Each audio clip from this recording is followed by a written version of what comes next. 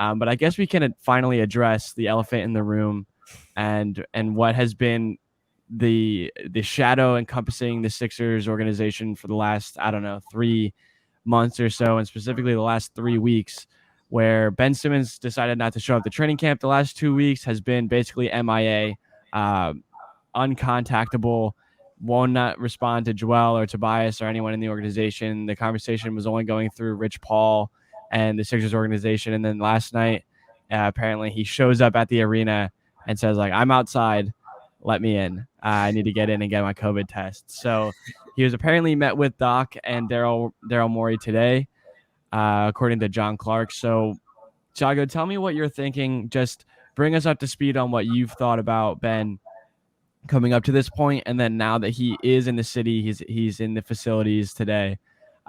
What is going to happen here? First of all, like, it's typical Sixers for your second star player to like get to the facility and have to text the general manager to open the door, right? It's like, could have been any more awkward. You just couldn't script it any better. I was talking about it this morning with Chris. I think it was important for the Sixers that Ben returned, from the standpoint that it puts a team back in the driver's seat in terms of what the future holds. I think that by Ben not being in the facility, it really put the Sixers in a difficult position to negotiate a trade or move him in the future. So I think that point is a win for the Sixers primarily. And I was talking to the guys this morning, like, no matter how you see Ben Simmons, especially after the Atlanta series, whether you like him or not, there is still a star power element to his game. And by him being back in the facility and the Sixers likely starting the year with him in the roster, that opens a new possibility for the Sixers moving forward. And that the possibility I'm talking about specifically is one of the star guys. So Bradley Beal, Dame Lillard, all the names that we've all thrown around, halfway through the year decide, like, this is not for me and I want out.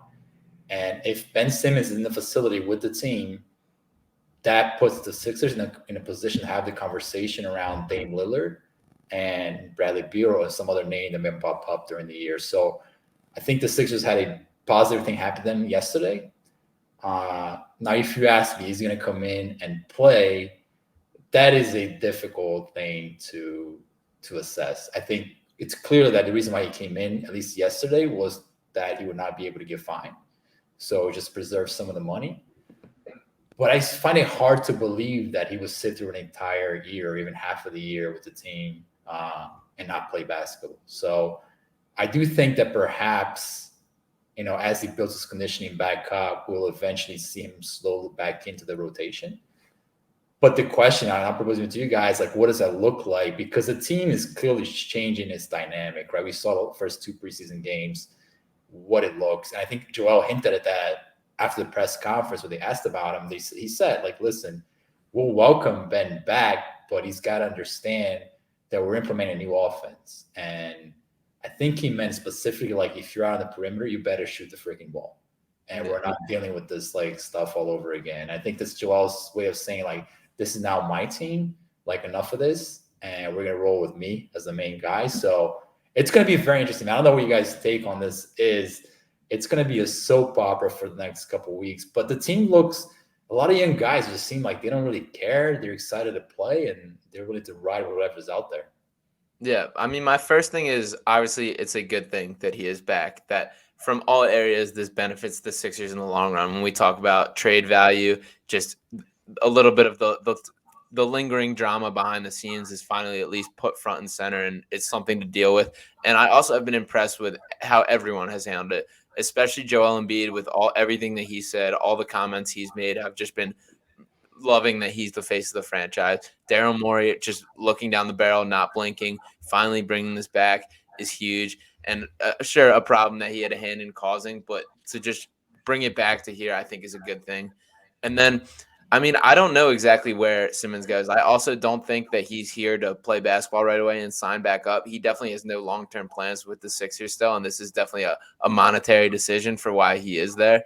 But what can he really do? Like, there's a part of me that wonders, like, what is the conversation inside the franchise right now? Like, there's definitely some awkwardness there. He hasn't talked to these guys all summer. And what does this just look like? Like, what if his show up? I keep picturing this as my mind, as we all remember the Jimmy Butler workout, where he's bringing on the third stringers and tearing Karl Anthony Towns apart. What if Simmons' show up is just coming and shooting threes and doing his thing and playing like this is like, what if that's what it took? And I still don't think he's ever back with the team, but just like the frustrations that would bring and everything that comes with it is such like a scene to me. And like you said, this is an absolute soap opera. There's still a ton of drama that's going forth. And I'm very frustrated that this did happen like during the preseason game yesterday when I was having such positive vibes about the Sixers and how good they looked, how awesome it was to watch. And then there's the little Woj notification of this man is now back in Philadelphia and back refocusing things on him. So there's definitely more drama coming with it, and it's frustrating, but overall a good thing that he is back. Yeah. He saw Point Ferg and he's like, I got to get my job back. Exactly. Going on out there. It was funny because I saw a tweet. It was a perfect tweet. Ben Simmons is going to come back, shoot 1 for 30 from 3-point land, and win 90% of the fan base back just by shooting the 3-point. Yep. Yeah. So it's wild, man. It really is. And I mean, we kind of mentioned it beforehand. This is better than any reality show. I tweeted that yesterday when it said that he was going to come back, and there has not ever been a reality show that has captured the drama and the lust and just the way that the Sixers have gone about even just this last off season and everything with Ben. But I don't know. I really am curious now to see what happens. When he is in the facility, when he does have to face the media, when he does have to face the fans again, and just whether he buys in or not. And Thiago, you made an interesting point about what Joel said last night, which I liked a lot. Was, we're all here, we've been here. It's time for you to either come back and buy in or don't come back at all. So. Doc did mention a while ago that he wanted to implement a little bit more of like a Joel team and a Ben team and kind of stagger their minutes a little bit more than we saw. But obviously they're going to share the court. They're the two best players on the team when they're available. And there's no other choice for Doc but to have them on the floor at the same time. So Ben's own, if he wants to come back and win the fans back, it's pretty simple. I feel like just say, I kind of screwed up here. Whatever happened. And then go out on the floor and shoot a couple 3-pointers. Like, I feel like it's pretty simple. I feel like Philadelphia is not that difficult to rebound against. So I don't know, though. Well, Sean, you look like you're about to say something. I also think the only way I think Simmons really can truly save this from like a fan base perspective is you need to scapegoat Rich Paul almost entirely here. I would love it, though. 100%. I've been taking bad advice from my agent that this is the route he told me. I listen and just put it. And it is interesting, some of the reports. It sounds like the Sixers have only been in communication with Rich Paul through this whole summer. And it sounds like Ben just kind of showed up on his own. So he definitely could swing this in a way that makes him look like not necessarily that he can be the good guy after all this, but at least that it kind of softens the blame on him and throws it back. And I can get 100% behind the Rich Paul hate and behind all that. So that's the only way I think this can kind of fully blow over is if he kind of pushes the blame on the Rich Paul, and Ben Simmons has no problem pushing blame on the others, so that shouldn't be an issue. But to me, that's the only way that this can truly be saved. Yeah, those Thiago, how do you feel about that? They stick together, man. Those clutch guys are not going to sell each other out. I mean, ultimately, like, it's on Ben, man. Like, part of the reason why we're here is you have not developed an offensive game. And I'm not as big on the 3-point shot as most people are, or even the jump shot. I go straight to like free throws and attacking the rim. I mean, we're not asking you to be a 40% 3-point shooter. We're not asking you to be, Steph Curry from the outside. Attack the rim with consistency. Be the offensive force that you can be. And I think if he's only that player, Sixers fans are more than happy to have him on the roster because of the impact that he has defensively is tremendous. I mean, there aren't two other players better than him defensively in the NBA. So, but I mean, we continue going the same circle with Ben. He's never committed to being an offensive force in the NBA, and he's used excuses, and he's kind of boxed himself in this role now where he's like a defensive stopper / fourth contributor. Mm-hmm. But dude, you're a max player, man. You can't be getting paid that much money to be a defensive contributor. Like, if you're gonna take $10 million a year, great. then you can be that player. So he's never really bought into the offense part of his game, and that's why he's here. And he's got to face the music. It's going to be here, and it's going to be somewhere else. Because you can say, well, he's going to go to Sacramento and hide there. At some point, Sacramento is going to be in a position to win, and their fans and their players are going to have the same criticism towards Ben Simmons because they expect him to do more. So it's not just a Philly thing; it's an NBA thing. What role you provide within the system of a team. So. Well, and the other thing that, like, as much as, again, it is a good thing he's back in the long run, but I don't think this guarantees that, like, his value rebounds whatsoever. And especially for a guy that there's been questions about his desire and, like, before, for a guy that's maybe half checked in right now to come show up and play, like, that doesn't necessarily breed success for me. And, like, when you think about the chemistry that is being attempted to be built with this roster, like, this certainly could be putting the Sixers in a position where maybe the best option is swing it for a Brogdon and whatever, or one of the CJ McCollum, or kind of the mediocre deals that we've kind of been like, all right, throughout. Like, there is kind of I could see this working in Ben's favor as well if there is kind of a chemistry downfall or people aren't liking having him around, or simply he's just not checked in. Like Simmons, there's never been any question about his natural talent or his athletic ability or anything like that, but his unwillingness to just develop different areas of his game will be put on full display, especially if he's not putting 100% out there. And if he's not willing to do his, like, take coast to coast and put his head down at all, and that's going to show right away. And they're going to see it in practice. So the Ben Simmons that shows up and how much he's willing to put in certainly matters in this situation. And I think it's going to be interesting to see how Doc Rivers handles this. And sure. I've gone on record, I've said this more than a few times, is that I'm not a fan of Doc Rivers and what he's done throughout his career, and like last year specifically. And Sean, to your point, it's going to be difficult to rebound your Ben's effort, or not his effort, but like what he's got value is to a trade partner, because everyone knows what he is during the regular season, right? He's an all-star. He's all NBA potential, and he's defensive player of the year candidate. That's what he is during the regular season. But I think at this point, everyone knows that, and I don't think anyone's looking past that at all. But I think he has to go. Like if they really want to get his value back to more so than what it was before, like. And I'm not saying maybe this doesn't even happen here, but if they think that they're going to get a better player than what Ben is, like, he has to prove it in a playoff series. You know what I mean? And he might not be here by then, but he's going to have to show up and give effort. He's going to have to show it. Like, I'm just very, like, I don't know the answers. I don't know exactly what's going to happen. I think it's hard to predict because this has just been, like, unpredictable all the way up to this point. Even to last night when we get a Woj notification at 10 p.m. saying Ben's in the building, when Elton Brand didn't know and Doc Rivers didn't know and nobody knew and Ben's own agent didn't know he was going to be there. Like, it's just been very, very strange to this point, and it's hard to put a finger on where it went wrong specifically, and then it's hard to put a finger on where it might go back to being right.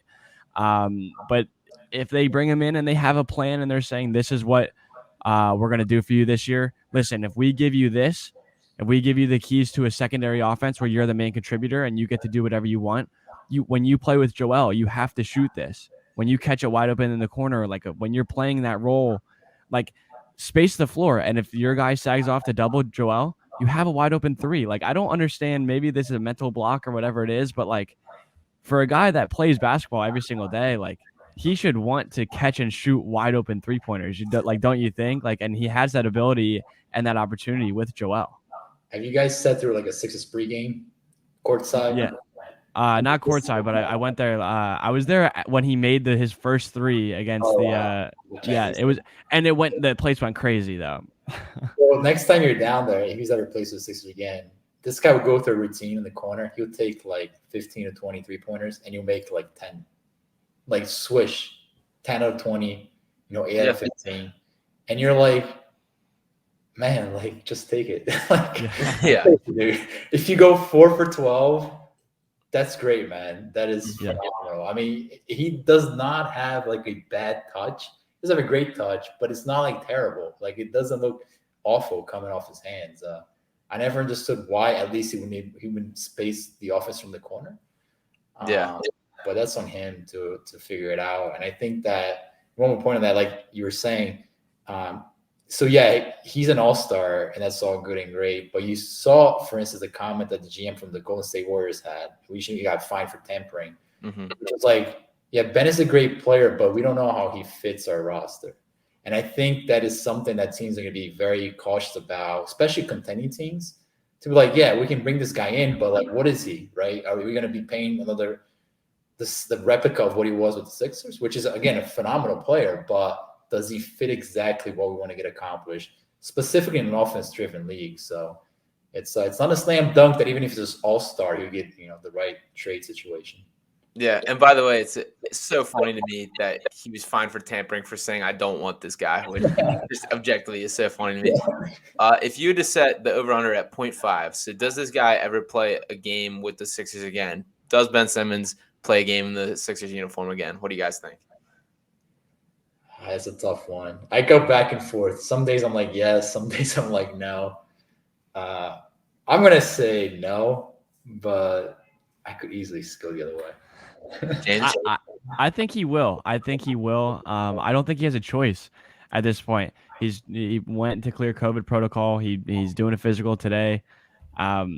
I think if he shows up in that arena or in that facility and doesn't have a plan to play, like the whole point up to this point was Doc and Daryl were like, we just need to get him in the building and things are going to change. And if there was a lot of noise from his management or whatever, his camp, which has always been questionable at best, and now he's there and he has people talking to him. I don't know. I think it would have been weird for Joel to say that him and the front office had it resolved yesterday, which was an interesting quote to me from Joel's press conference. But yeah, I think he does, and I don't know how long it'll last. I don't know how he will look in those games that he plays, but I do think that he will play. Gotcha. So the new Keith Pompey pop-up says sources say Ben Simmons took his required physical today. His playing status for the season is to be determined, and he can't be around teammates for 5 days due to protocols. So it'll be interesting to see how that turns out. We've heard the whispers of like the injury shows up. I mean, the bottom line is he's here so he wouldn't get fined and to get money. I can't imagine that goes with that the Sixers are on board with paying him to just be there. So there has to be some sort of basketball agreement or whatever the negotiations are behind the scenes at this point. I still like long term, there's no way this guy is here past the deadline, but I could definitely see Morey strong arming him into playing some games just to hope for rebounding value, which it definitely could happen if he shows back up and shows out. That first game back at the center is going to be cannot miss television. Yeah. It's going to be something that I'm not sure the world is ready to see. They're going to flex at the prime time for sure. It's going to be ESPN and TNT, whoever it needs to be. Imagine though, first game comes out, he has to take a pull-up three on the first possession. I think it's a requirement at this point. And like not even joking, like I think he should. Like I think that's a rip the Band-Aid off, like get it out of the way. Like what do you have to lose at this point if you're Ben Simmons? No, and I think that would be the only way that he doesn't get booed every time he touches the ball. Like I think if he walked up, like Joel gives him the tip, he catches the ball, walks it up the floor, and you just clear out and let him work, maybe ISO a little, step back or something, and it doesn't matter if you hit like backboard and then brick, it doesn't matter. Just imagine pull he hits it though. Yeah, seriously, that 19,000 people booing. All of a sudden, he hits a three. Like they call back instant, like. They're literally everyone is reeled right back in that moment, and I think that would be hilarious. But it definitely will be interesting to see what happened, and it's very difficult to know right now. But you kind of feel like, I mean, never a dull moment with this team, and it just out of the most unexpected corners of the world, this team makes you feel so strange. Like, who would have thought a year ago that this would be the situation that we're in?